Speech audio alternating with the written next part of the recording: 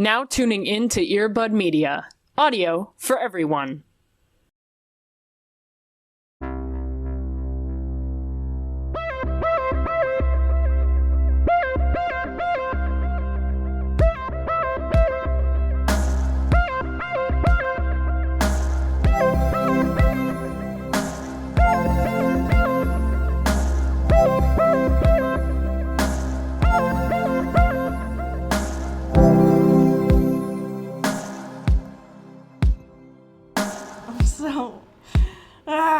I'm so here. Yeah. The vibes this week. A little weird. Something's going on. It's that big moon, you know? Something shifted. And we should have known, right? Like, Lin-Manuel Miranda just dropped a new soundtrack. Like, I should have known that something... Right. That is the first harbinger of... that, like, that we've been set back a decade. Yeah. That somehow everyone on TikTok is being complimentary to him again. Like, oh no. What's happening? No. Guys, I need you to show some restraint. Have some dignity. There's never new discourse. It's just always repeating content. Literally. I say on a fucking Twilight podcast. It's like, oh no, we're not stuck in a decade ago. What are you talking about? No. It would be different if it was in the end of 2024 and we were starting a Twilight podcast. But we've been here. Sure. Yeah, we've been grandfathered in. Right. To this. Yeah. There were less podcasts almost 9 years ago than there were now. So we're allowed to make those jokes. We're on the front lines, okay? Right, exactly. No, like, you're talking to two people who were on YouTube, so everyone shut up, okay? We're allowed to make those jokes. Alright? Just war flashbacks, yeah. Send your hate somewhere else, because it's not for us, okay? We're part of the only generation who were taught how to use computers, so shut up. Yeah. Nobody else knows. Our parents don't. The kids who are younger than us don't. All right? Yeah. Point Born your in the hate exact somewhere right else. time. We're just here to talk for an hour about vampires and the recession. Yeah. My twisted web. And you'd think they're not connected, but they are. You would think, what do the recession and vampires and queerness have to do with each other? But, we'll connect it. Welcome to the Twilight. We'll connect it. Hey. It's all connected here. We'll connect it. That's our version of Geek Squad. Here, we'll connect it. Yeah, it's just you as, like, Charlie Day in front of the red string. Exactly. Maps of cryptids. Give me an hour, and I'll make some. I'll figure this shit out. Exactly. Yeah. You sit tight. I'm here. Exactly. You let me talk long enough, I'll figure it out. I'll make some connections here. How are you? I'm here. I'm living. In another example of things from the past and feelings, I can't. Fucking Andrew Garfield. It's like, he needs to be stopped. He needs to be arrested. He needs to be put in jail. You know? This is my truth. Another Leo in the spotlight, you know what I mean? God, yeah. And we keep letting him do this. You know, like, this is our fault because I watched this chicken shop date video and I was fucking kicking and screaming, you know? Like a goddamn fool. He tricked me. He besmirched me. He bamboozled me. Because he's a fucking charmer. One of the last remaining Hollywood charmers, you know? That are currently working, at least. It's one of the only remaining parasocial companionships that I'm interested in. Right. But I can't... I'm interested. I don't care if it's fake. They're doing a really good job at their marketing, so I'm here for it. Absolutely. Right. And it's like, I've never seen someone more in my life who was born, bred, and built to be like a rom-com guy, right? 100%. And yet, because Andrew Garfield's really good at acting, they're like, well, what if all of your movies are sad? Or also your Spider-Man? Because he's so pretty when he cries. He's so pretty when he cries. He's like, they're like, what if all of your wives die, right? Or what if there's just like the worst thing that's ever happened to you happens? What if you are, you know, investigating like the Mormon murders in a way that's, you know, there's like a lot of just like heavy stuff, which I'm not anti. But this, it just opened up like a cavity in my heart that I didn't know was missing of something that doesn't exist, which is just him being charming and British and happy in a rom-com, you know? And that's hurtful. That's hurtful that it doesn't exist. I understand, but it does feel like a loss as far as the world is concerned, as far as society is concerned. I mean, I won't say in any regard, Tick, Tick, Boom is not a romance, but it does give me some of those favorite things where he is pretty when he cries, and there is a little bit of romance in it, which is why that is true. That is very true. The person who's watched it the most on Netflix. Sure. Yeah, the most Letterboxd logs of all time. Where anytime I even hover over it on Netflix, they're like, "Hey, are you good? Do we need a wellness check?" Hey. But it's just because he's so pretty. Yeah. He's so pretty when he's You can't deny it, for sure. And their chemistry is so electric because they are both like snarky and annoying but in a beautiful way that is just like, and also incredibly aware of the bit, right? And that's why it's really fun. It is fun to like acknowledge also like the long-standing lore of like every time we're on a red carpet, right? It's like this stifled, awkward, but also like, will they? Won't they? Kind of thing. And then now it's like this very like metatextual like awareness of the situation and the bit and the like exterior perception of it that makes it like so incredible to watch. Like the amount of times he's like, if this wasn't, we could have just done this, you know, like we could have just like, and now it's weird because now we know too much and now like it's now this whole content thing and now it's just like another peg in the lore.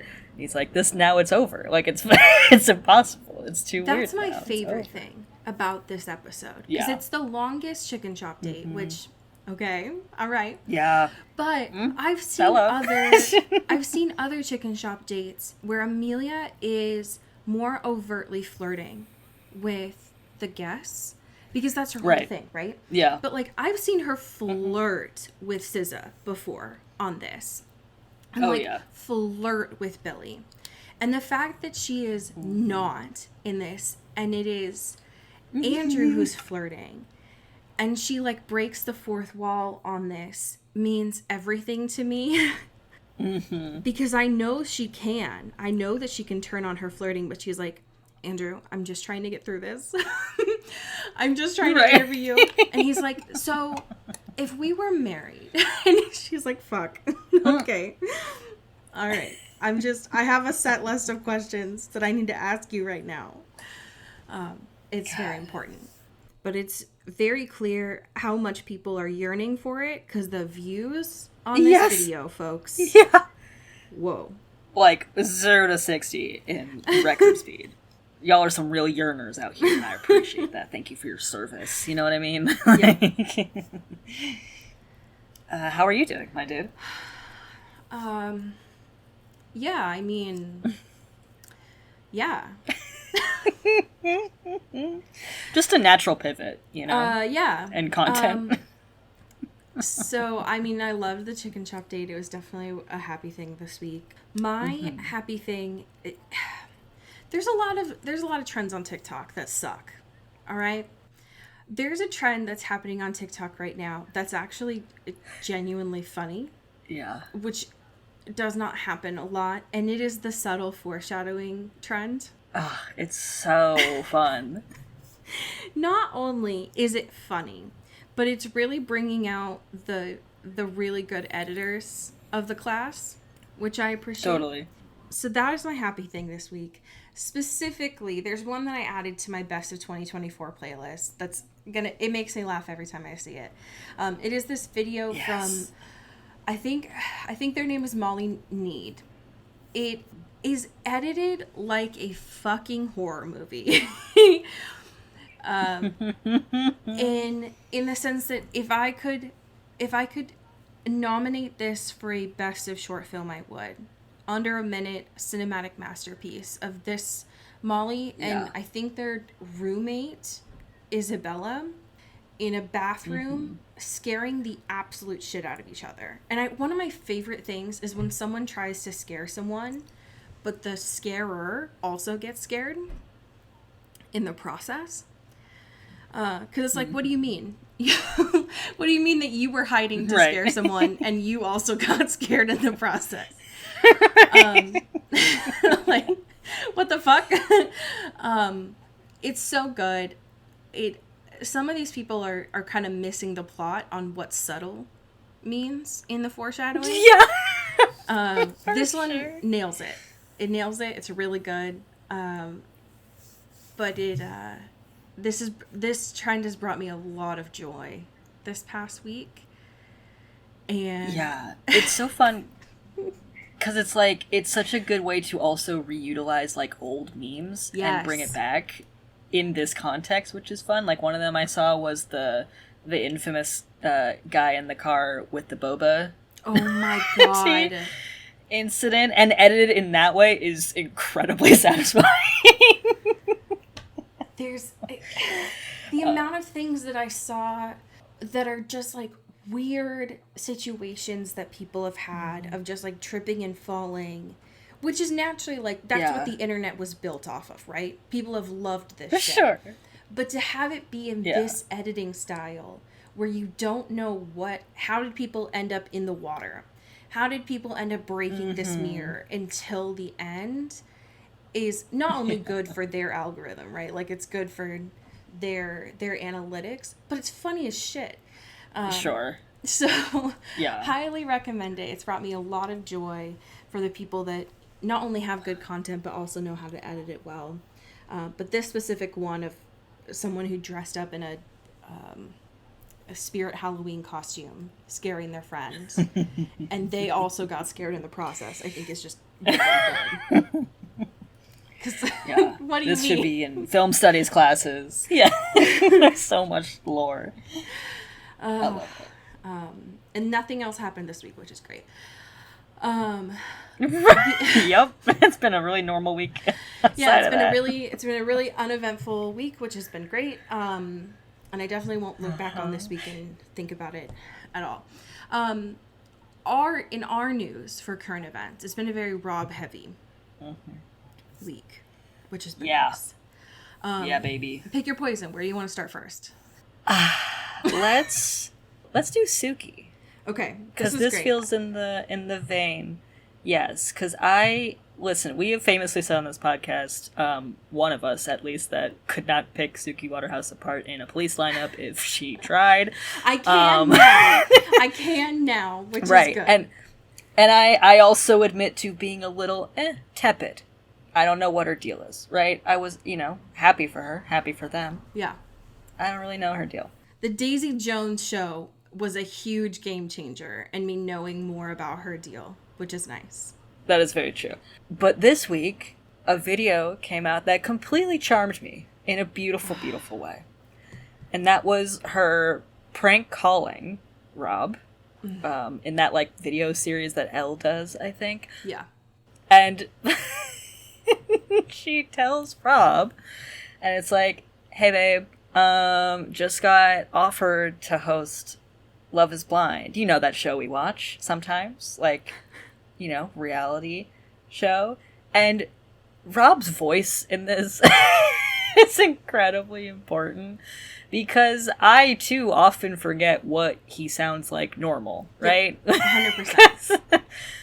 Because there's what has now been coded as normal Rob, which is Edward, right? Which is not his voice. That's not his and then voice. There's not normal Rob, which is his wacky doodle voices that he's been putting on recently. But his proper, actual, real ass voice is so small and posh and he's a baby deer, and it is so funny.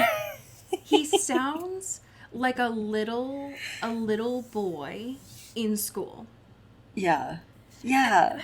And I will say, too, that a neutral voice is different than when you talk to your partner. Because my voice... Yes, sure. If anyone ever on this podcast ever heard me when I was talking to my partner, it's like... My voice when I talk to a partner is a very different version. Sure. Yes, for sure. It goes like Rob, which is very like Peppa Pig, or it's like Gremlin. Like, it's just not my neutral. So I choose to believe that maybe this is a version of neutral / also like affectionate too. But this is not a Rob that we know as like press junket Rob kind of thing. And the whole time he's like, I mean, if that sounds like something that would be good for you. Like, he genuinely seems very supportive. And then she's like, well, they also thought it could be good for both of us, you know? And I think you obviously, like, need this, you know? Like, just, like, negative. And he's like, are you insane? Like, are you messed up? Are you losing your mind? And it's incredibly cute that he's just like, it's like, wait a goddamn minute, are you pulling a prank on me? And it's like, Robert... I love that moment so much because, first of all, can you imagine? That'd be so fucking great. Actually, yeah, I've never wanted anything more in my life. Fuck the Lachey's, you know what I mean? Fuck the Lachey's. Because that job is the easiest phone it in for cash. Like, they don't need it, obviously, but that would be so easy. Yeah. And also, the idea that Suki's like, well, you, Robert, you need, it'd be good for you building up your repertoire for, you need more fame out of the two of us. Yeah. God. So fucking funny. And that's when he's like, no, babe. Yeah. Right. We gotta turn this ship around. What are you doing? You can go back to school and get your master's, but you can't drag me into that. No. I think about him saying, like, oh my god, is this gonna be on a TV show? She's like, no, it's gonna be on the internet. He's like, no, I don't want to. I don't want to be on the internet. Not another thing. Yeah, God. Stop. And if y'all have only seen the clips of just the Robert section on the internet, I highly recommend watching the 10-minute video because she also pranks her dad, and he gets so worked up. She also pranks a couple of other people too, and sometimes she can't get through it. She like fully folds, and then other times the people fully like believe her. It's just really good. I love seeing this side of Suki because she definitely gives off, like, she says before that she's done prank calls when she was a kid, and she gives off that vibe in this, which I appreciate. Yeah. I loved it. We don't need or are owed seeing more aspects of their relationship, but to get a little snippet, I highly appreciated. Yeah. And getting to see this, like, proper version of Rob was just so unexpected and hilarious. So delightful. I love it. It's just so fucking funny. I hope you know the reference in this Empire Online piece, because I don't. Wait, you don't? Wait. I know the names, but... Sure. Okay. But this is not something you watched, ever. I don't know the voices. Like, I don't know that sound. I'm not familiar with that sound. Yeah. I mean, I think so this is from Empire Online. Thank you, Empire. Because, speaking of Robert Pattinson's voices, Mickey 17, almost here. It's happening. We're getting press. You love to see it. And Thank God. He does say he was inspired by Ren and Stimpy for his voice work for both the Mickey 17 and the Mickey 18 character. Great. Which does track. Like, how his voice is in the trailer of that kind of, like, smarmy, like nasally kind of stuff. I think that makes sense. But what's really important to me out of this piece is that he originally wanted to do impressions and channel Steve-O and Johnny Knoxville. This I but love. Bong Joon-ho these sounds was like, I know.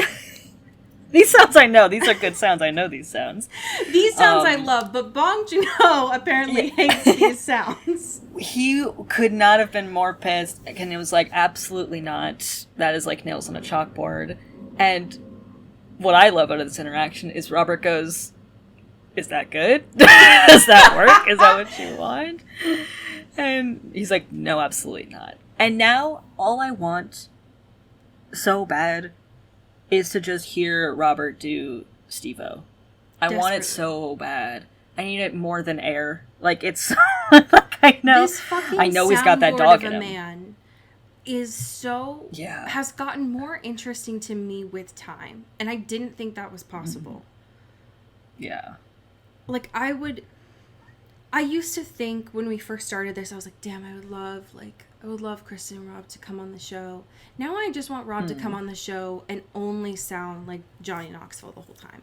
And not talk about anything related to Twilight. Like, yeah, we'll just talk about Jackass for 90 minutes. Right. I want to know impressions. Do you only know Steve-O and Johnny, Rob, from like pop culture, or have you watched the full Jackass filmography?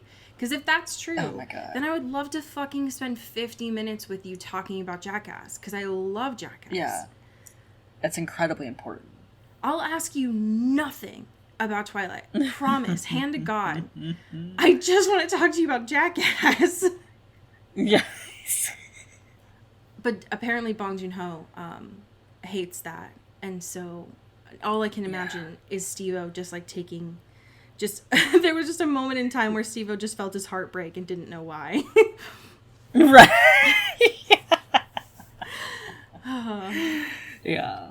Oh my goodness. And I'm so fucking excited for this movie, dude. Dude. Everything that comes out about it makes me more excited. It's just gift after gift. And I love it. Why does Rob know Ren and Stimpy? Why does he know that? That's a great question. That was in the U.S., right? Like, that was a Nickelodeon. Yeah. I feel like most guys of a certain age have a familial history with Ren and Stimpy. I think it transgresses borders and oceans.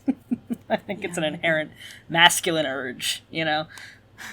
I gotta stop looking at this photo of him upside down, because it's kind of freaking me out a little bit. Yeah, it's a little trippy, for sure. Also, why was this article written by a guy with 2 first names? Ben Travis.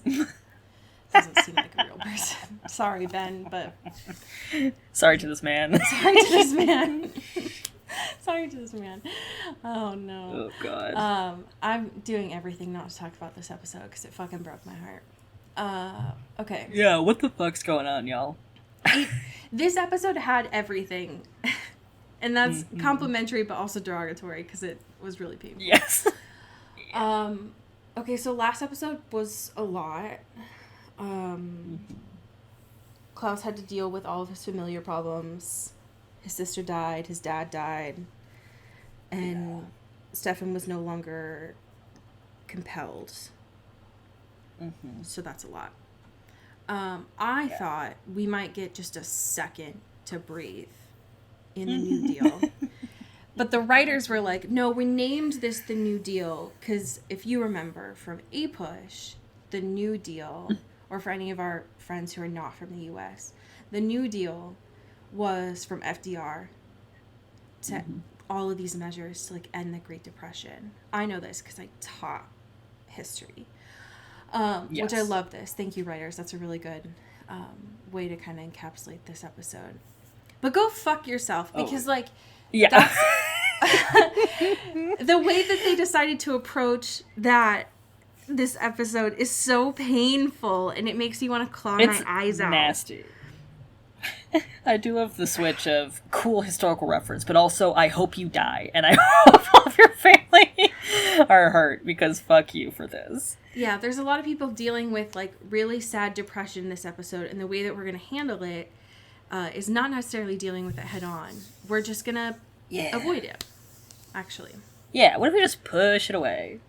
Literally pack your bags and move away. Leave town. Get out of here. Right. Yeah, the Griffin McElroy approach of just pack your bags, move away kind of thing. Yeah, it's all good. Problem solved. We did it. I mean, what's the most painful part of this episode for you? Oh my god, that's how we're gonna start? We're gonna start with the most painful. I mean, we can start with the easiest part, the iJustine part of it all. Yeah, I guess for some... Okay, that's just, like, wild because there's a lot of pain points in this episode, and there are different routes we can take. But I think to start and just dip our toe in here, I do think the levity of an iJustine jump scare is really important. Yes. I've never clocked a white woman faster in my life. I felt very literally. ashamed. How quickly I was like, that's fucking iJustine. I know that face. I've seen that face before. Yeah, right. That face raised me, for sure. I have so much lore in here.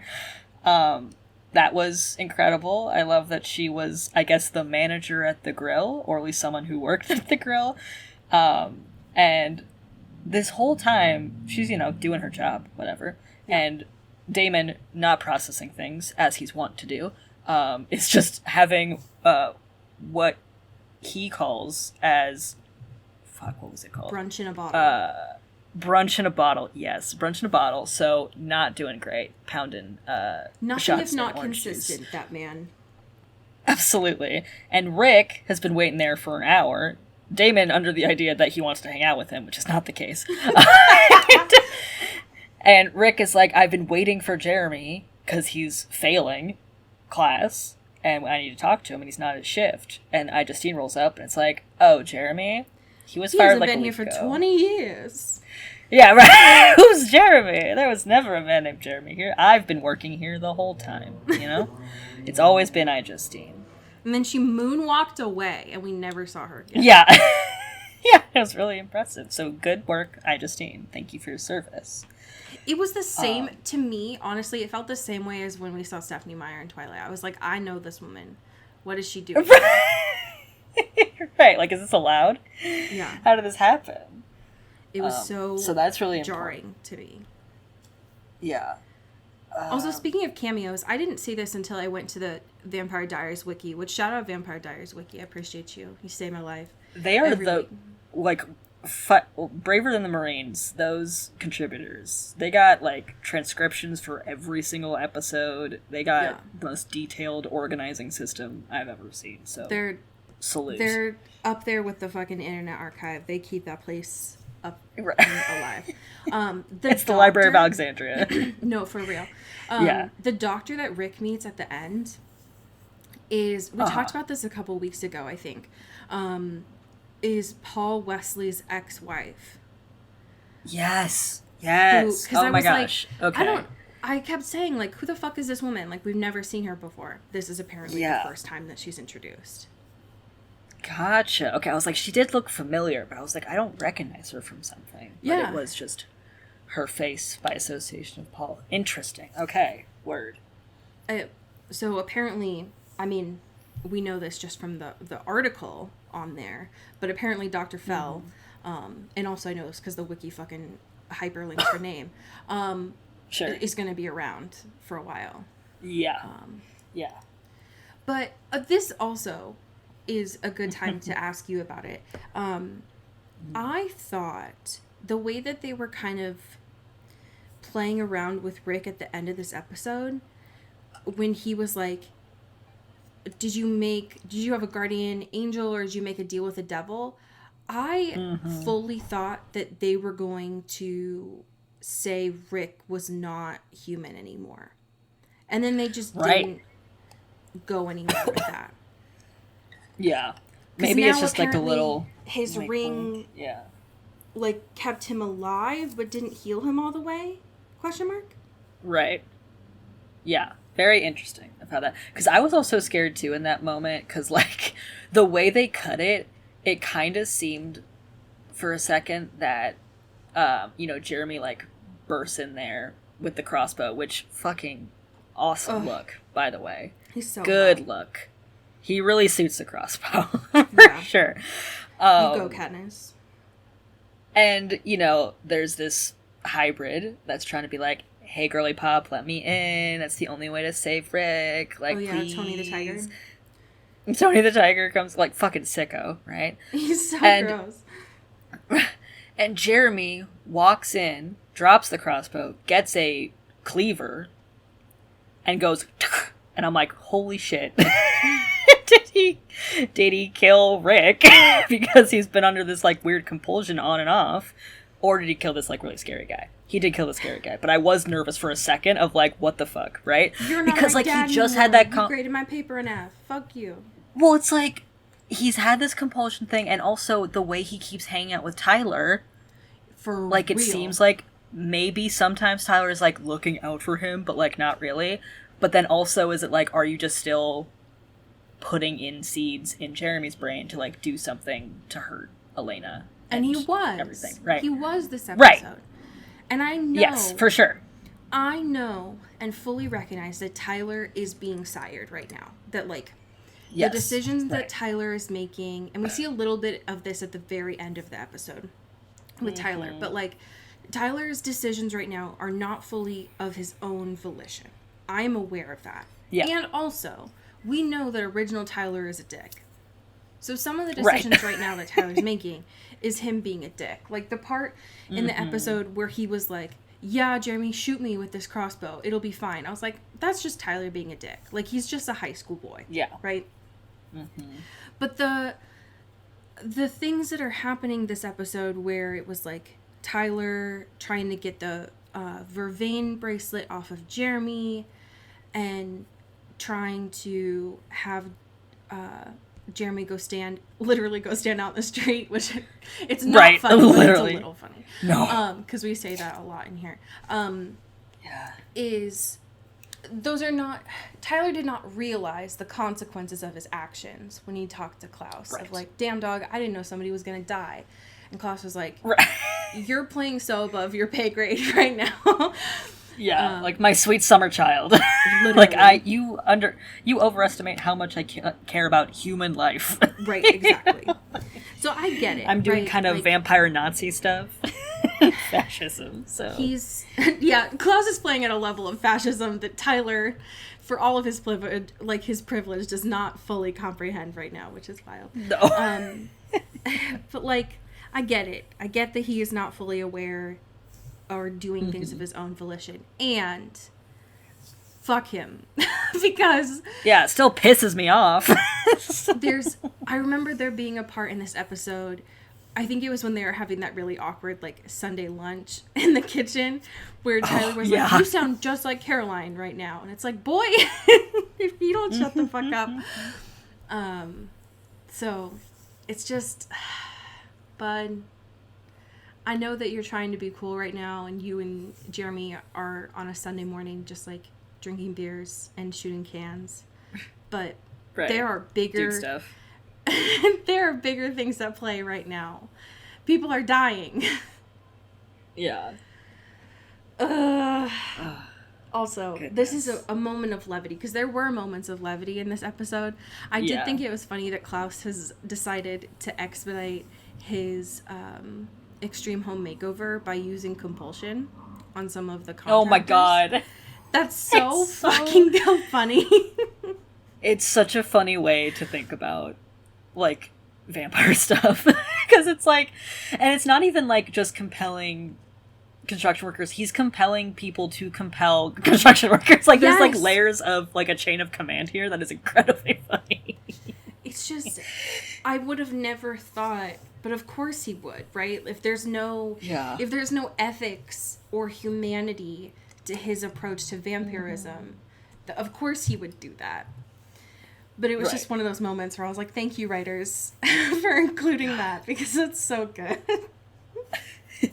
Also, like, it wasn't like funny because it was a very sad moment, but like also how sick, nasty hybrid guy, when Rick is like, dying on the floor, And the ambulance shows up, and Elena giving the performance of her fucking life, being like, he got hit by a car, and oh my god, he's gonna die. Like, incredible work. Which also was true. But this guy comes in, and he's like, actually, how about we meet you at the hospital? How about, like, we say we brought him to the hospital, or, like, just not do it and say we did. And they're like, yep, sounds good to me. And Elena's like, please God, no, can somebody please stop and get him into an ambulance? It's just, like, it's not funny, but it is interesting of, like, the waving of compulsion in certain ways of just being like, what could have just been a cool, normal situation was like, haha, just kidding. What if I made this incredibly worse for you? Tony was so weird, because we first saw him at the beginning of the episode, and I forgot the running that Elena is doing her, like, bad bitch training now to try and kill Klaus. Because I was like, why is this girl running?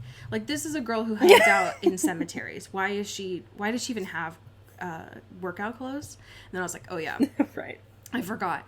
But to see Tony the tiger chasing Elena is so scary, because that's such a, like, real thing. It was so nasty. And then to find out that he was just one of Klaus's henchmen, I did not like that. I don't like it when they make shit, like, real in this. This is supposed to be a fake show. I want Fantasyland, okay? I don't want the real human fears of running alone and then being chased by a man in different directions. Right. And having that feeling of, like, oh, someone is for sure following me. Cool. I don't want to be reminded that it's not safe to be able to go out in fucking daylight because of Buzzcut Tony over here, alright? Buzzcut Tony. Yeah, that was nasty. Nasty work. It's just not good. I would love to know your thoughts about Bonnie this episode. Oh my gosh. My sweet angel. She's blessed this girl's heart, right? Because, like, it's kind of like those tweets where it's, like, talking about a show, and then it's, like, the subplot, like, this person's subplot, and it's that photo of SpongeBob in, like, the cave, the catacombs. Like, looking really, like, that's what this felt like, because Bonnie is being terrorized in her dreams of she can't even catch a fucking break when dreaming. Yes, like, girl gets no, and it's not, again, like, not really included in plans, even though this is, like, very directly related. Yep. Until, like, later. And so she's just kind of, like, quietly suffering this whole time and being like, it's probably just, like, a weird witch thing. It's good. I'm fine. I'm just being haunted in the dream space. It's chill. And it's like, girly, I need you to get better friends. Like, I'm so serious. You can't keep doing this. It's hurting me. The acting this episode with Bonnie was so good. There was a moment, I think during the first phone call between her and Elena. She was still in her room, I think. And she just had, like, tears in her eyes of being like, Elena, you don't want to get involved in this. And I was like, damn, dog. Right. This is really good. I think I was really interested. We didn't get to, like, fully see this happen. And that's fine. But I was really intrigued by the relationship that Bonnie and her ancestors had this episode. And specifically, like, the house. Because it was not only, like, powerful, but it was also giving us some really good comedic moments. Damon in that house. The fact that they still have a grudge against Damon is so funny to me. Like, and it's also incredibly perfect timing of him being like, witches are so fickle, I can't with this shit. They never make up their minds and stuff. And, like, as he's talking shit, gets, like, steps 1 foot into the house, and it's like, oh fuck, ouch, like, goddamn, sorry, fuck. I didn't know you were still holding on to that. Okay, got it. We're not cool. Damon is having such a hard time this episode, because not only is he, like, he's day drunk at the grill, he's still kind of day drunk at the house when he was talking to Klaus. Because the whole premise of this episode is that, like, younger brothers, man, they suck. And And then to go into that house and having to fight Stefan while not being his full self because he's drunk, but then also the house is fighting him, is so good. Mm-hmm. I love it so much. Yes. My favorite adversarial relationship of the show. It means a lot to me that not only did he have to like fight Stefan in that moment, but he's also having to fight Bonnie's ancestors, who just fucking hate his guts for good reason. So bad. Yeah. Correct me if I'm wrong, but I think this was the first time we've actually seen Damon use his hearing. Literally. Yeah. We are so far into the show. Yeah. Like 50 and these fools or so. Yeah. 50 or so episodes. Yeah. 1 million episodes. And I've never seen this man up until right now, like, lock in. Yep. And listen to a part of a conversation. It's bananas. And it's just because he's jealous and nosy. Yeah, right. Only for, petty shit, which, many such cases. But I'm glad he figured out how to turn it on, I guess. I'm glad he figured out the system settings of that. Because that could have been useful a lot of times. Yeah, it could have saved people's lives. But sure. Yeah, but, like, get the goss, Get your fucking gossip. God, I hate this man. That so conversation, though, sucked. So bad. Yeah. Oh, yeah. Especially because the fact that, like, Stefan's like, well, the coffins aren't here. And it's like, yeah, they were. Stefan. Mm-hmm. But hearing him say that he wasn't going to do anything to keep Jeremy safe. Yeah. I think he specifically was like, that's not really my problem. And that was the moment that Elena was like, you know what? I'm going to throw hands. Yeah. What if I fucking killed you right now? This is my last problem. Which, like, so satisfying. It was a very good slap. Very good slap. Very, you absolutely love to see it. He was not... We didn't get to see a lot of Paul this episode. There wasn't a lot of Stefan, but when he was there, he was... Oh, yeah. He was working. That's for sure. Mm-hmm. Mm-hmm. I really liked the fight between Damon and Stefan. It felt like actual siblings. Yeah, for sure. And, like, their voices are, like, very, like, accurate and seem kind of, like, childish almost. Because, like, when they're on the ground and stuff and fighting, and he's like, why do you keep saving me? God, or, like, why do you keep trying to, like, ruin my plans? Like, we had it. And you're just, like, being a dick and doing your own thing. Like, God, you don't think about anyone but yourself. And someone's like, actually, I did it to save you, dumbass. I hate you. Like, I wish I didn't. You're annoying. And you never, whatever. And the way that Damon responds is being like, no! Like, there's, like, it's, like, pained. Like, kind of like, no! Like, that's not true. It's so silly. But I love it. And he's not even trying. There have been times where Damon and Stefan have fought. And Damon is actually trying to hurt Stefan. Mm-hmm. He is trying to do damage. And I think even a couple of episodes ago, he like punched Stefan and was like trying to knock him down. This did not feel like that. This felt like I am, one, inebriated, but also I'm annoyed at you and I need you to listen to me, and the only way for me to do that is to put a branch in your stomach and get you to shut up. And so to finally have Stefan say, like, I did it to save you, which this is, God, like the third time at least that he has saved Damon. And Damon, I think this is the highest his voice has gone, to be like, no way. No. Yeah, no, like, like the octave goes so high up. It's like, oh, I didn't know you had that in you. All right. It just felt so petulant but in a way that wasn't obnoxious. It was just very revealing about their characters, which I appreciated. Yeah. And I think, too, like, it's interesting of them kind of doing the, like, hey, one last job for the road, you know, kind of thing. Of being like, because Stefan's like, I got plans, okay? Which, again, not reliable, right? No. Not a good start. Don't trust that. And Stefan's like, well, hey, let me get in on this. Let's just a little 50-50 split, buddy. And having that be something that Stefan, like, concedes to is interesting. And Damon is right, even though, you know, Stefan's kind of been a shady bitch recently. But he's like, you need someone cutthroat and ruthless, and I'm really good at doing that. Like, way better than you are. My whole thing. So, like, if you want to do this, let's fucking do it.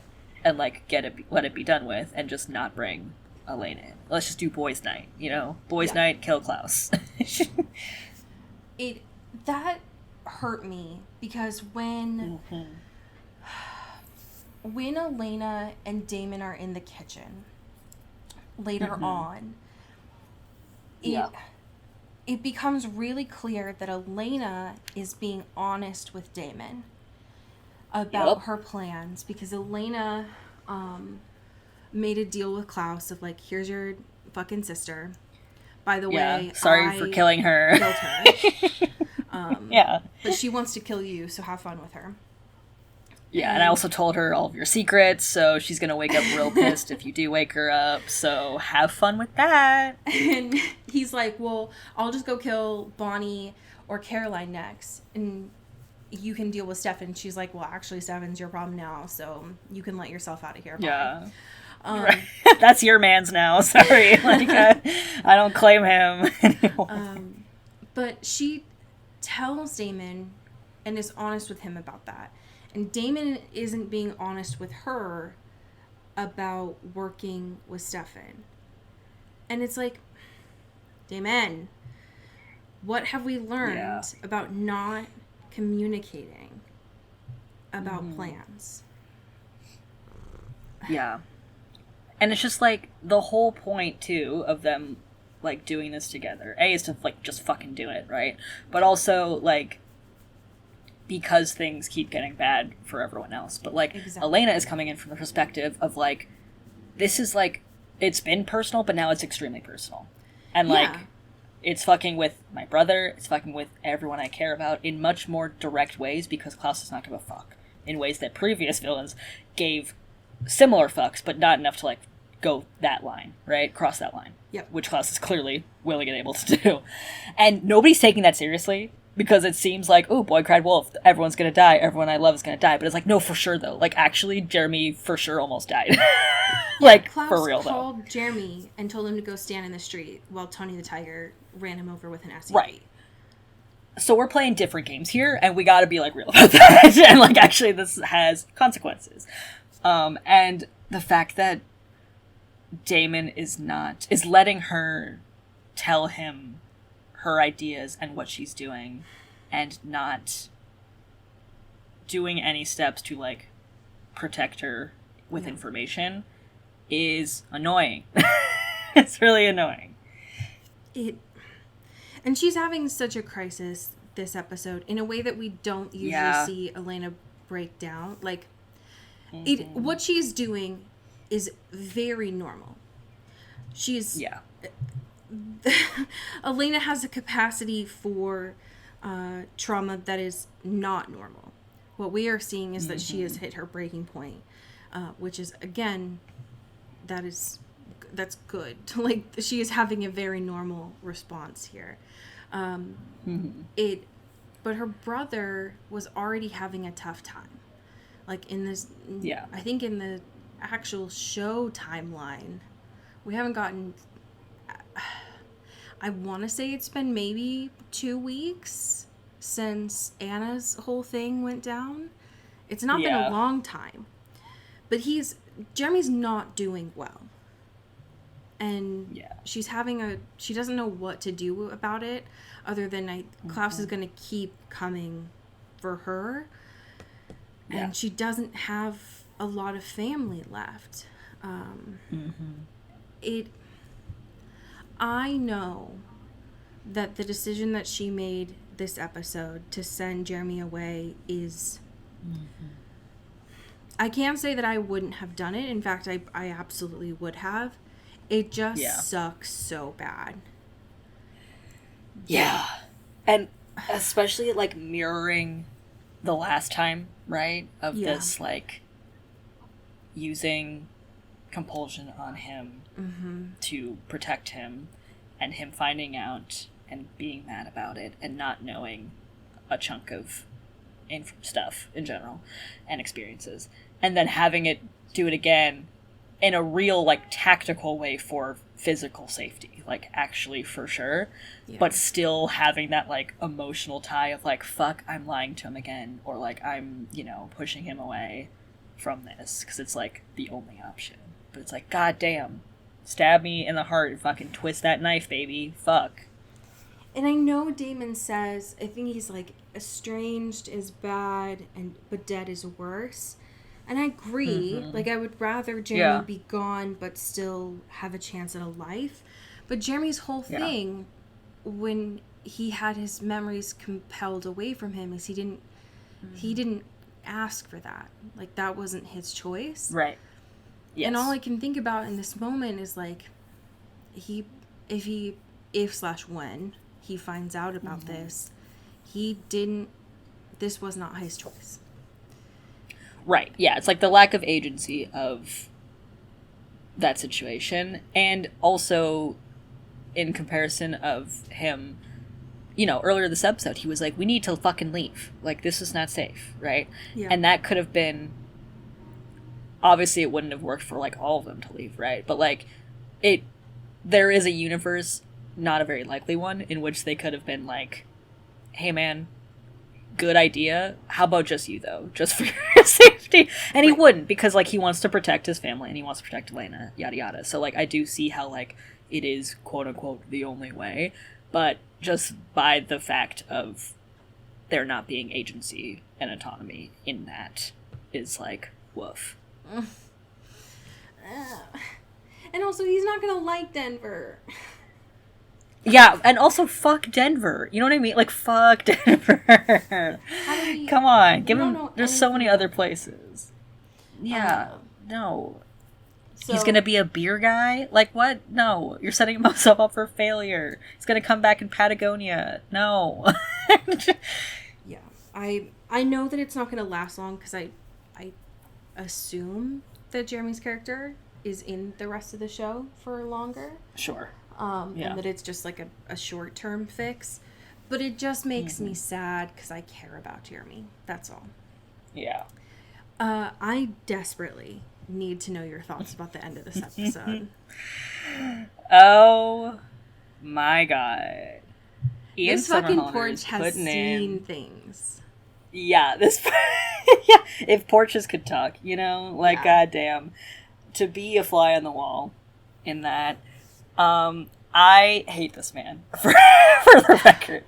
However, goddamn. Because, like, he's having this conversation with Elena, and you can see the lingering and the what is unsaid, right? Yeah. And that's usually how we leave it, right? Pretty, like, okay, we're just going to be dancing around this, right? Yeah. But, and he's like, what a bummer, because Stefan's actually being really cool and not being a dick. So that means I feel guilty. And Elena's like, for what? Guilt? For what? And Damon's like, with the fucking mic drop, right? Yeah. Of, for wanting what I want. Which, first of all, The Hague. How dare you? First of all. It's your first offense. And then, he's like, you know, too much. I can't do this right now. We'll talk later. Whatever, whatever. But then he, like, starts walking. And then he stops. And then he said, no. You know what? And fucking marches his ass back down. And they kiss for, like, a really long time.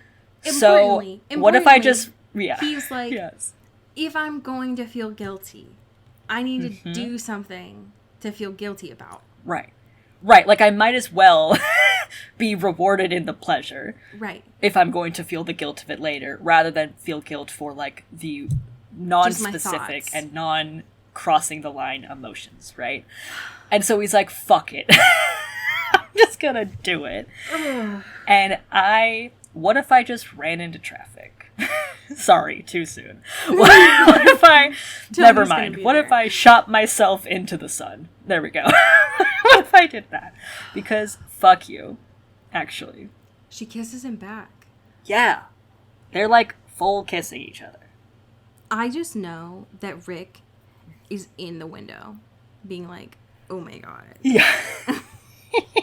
He loves the mess. He loves the drama. He's so messy. I would have loved if they did the same thing they did that one other time, where, like, he comes in her room and is like, you know what you're doing with that? And just says it again. It's like, hey, just to check in, because the last conversation, I feel like you were like, I'm good. I am unsure where that stands and where you are at this moment. A side note about them, there's a moment where Elena talks to Rick in this episode and says our house in relation to him, which I thought was super cute. Yeah. And so, yeah, I imagine that happens, like, right after the scene where she goes inside and Rick's like, you good? Yeah. Because it looks like you kissed him back. Because, yeah, he's got, like, a little bit of rosé. He's pretending to read a book, but he's definitely just, like, staring out the window. Oh, God. What am I supposed to do with that? Yeah, like, what do you mean? What's up with that? Okay. Sure. Sure, Damon, go ahead and do that while you and your brother have decided to do one last mission. Okay. God. Great. Yeah. Thank God you guys are all good now. You're just good, cool brothers who love each other, and now everything's gonna be really cool, and it's awesome. Yeah, that's definitely going to be fine when I imagine the show inevitably goes back to her and Stefan dating for the plot. That's not going to cause any problems. Yeah. Fuck. I am curious because we didn't get any Caroline this episode, but next week is called Our Town. And it does look like Caroline is there with a little birthday. There is a blonde. Yeah, there is a blonde, blonde, which is huge news. And I do imagine it's not Rebecca, because Klaus did kill her again, which is not great. Yeah. Which, honestly, I feel like you only get, like, one resuscitation. You know what I mean? Like, once you do that, like, more times, I think that, like, messes with, like, your physical body. I think that's just, like, not an ideal way. I think you just... 3 strikes kind of thing? Like, right. We should probably find out the lore on that. Yeah, it's like, I think it's like, that's probably for the best. I don't want you coming back all, I don't know what's gonna happen, you know? That was so nasty. He's so nasty. Yeah. God. Wants to bury all of his, Rebecca has all the hot tea, and he's like, nope. Maybe next life. Nope. Not this time. Not by my hand. You can't tell our siblings the truth, because then they'll be mad at me. And we can't have that. Mm-mm. So, back to dead you go. Yeah. Nasty. So I'm looking forward to next week with Our Town. Love a birthday episode. Yes. Can't be bad. Definitely can't get sad. Yeah. And I'm hoping that Jeremy doesn't go away. Ever. Or hopefully not for too long. Yeah. But we have some amazing patrons to thank. Do you want to start us off? Absolutely. Thank you to Callista Lockwood. Ooh, thank you to Sean Salvatore. Bow, bow. Thank you to Megan Pattinson. Ooh, thank you to Katya Karp. Ooh, thank you to Ashlyn Vogel. Ooh, thank you to Genevieve Morgan. Ooh, thank you to Danielle Burke. Ooh, thank you to Janae Bennett. Ooh, thank you to Sophia Salinger. Ooh, thank you to Dan Zeklos. Oh, Thank you to Emily O. Zara. Ooh, and last but certainly not least, thank you to Jaylene Ivishkov. Pew, pew, pew. I have a fanfiction for you that is titled Two Hearts, One Soul. It is by the author, Angelus #2, Hot. Okay. The summary is, set during Season 3, episode The New Deal, Damon finally gets what he wants. And it is right after they kiss, and right after he walks away, which is super good, super normal. Why do you have to be so damn stubborn, Damon? The words were angrily shouted at his retreating back. His mouth hung open in shock as he spun to face her. Me? I'm the stubborn one? You who can't see the right thing when it's standing in front of you are calling me stubborn? Yes, I am. It was all she could do not to stomp her feet. The man just made her so crazy sometimes. I've been trying to tell you, but you don't want to listen. Once more, Damon interrupted. Well, pardon the hell out of me for not wanting to hear about how you care about me as a friend, but it will always be my brother for you. There's only so much a man can stand, you know. With those words ringing in her ears, he turned around again this time, determined to get away before she said anything else, but he wasn't fast enough. Please don't go, Damon. Son of a bitch. Resignation clung to his body as he turned around to face her again. Elena. This time it was Elena who interrupted before he could finish his sentence. I do love Stefan. Damon felt the sharp, stabbing pain as it plunged through his heart at her words. Even though he had known before she had said the words, it still hurt to hear them. Let me finish, please. Shit, there was more? I do love Stefan.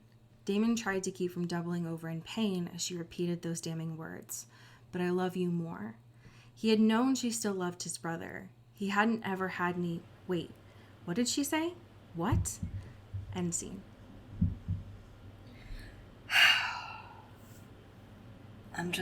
I can't do this shit anymore, you know? At the end of my rope. So just let that linger, and also just imagine Brick hearing all of it and waiting to digest it and gossip about it with Elena when she comes inside. God, I need them to queen out more, you know? One day I hope that they will let us see just a little bit. He's a messy bitch who lives for drama. It would be good for us. It would be good for the culture. Actually. Yeah, it'd be good for the plot. We need it. It's really funny. Yeah. Well, friends, please enjoy Chicken Shop Date. Please enjoy all the fan art that exists about it, because I've seen plenty. God, yeah. And tell your friends about the show. And as we say here in the Pacific Northwest, get bit. Ooh. Ow. Into the Twilight is an Earbud Media production. You can follow us on Twitter at Into the Twilight or on TikTok at Into the Twilight Show. You can find me at Cody Corral on Twitter and Allie at Alexandria Does. And you can support us on Patreon at patreon.com/IntoTheTwilight. We have merch, so much stuff. All those links are in the episode description. And make sure to rate and review us on your favorite podcast hosting platform. It really helps the show. Thanks. Bye.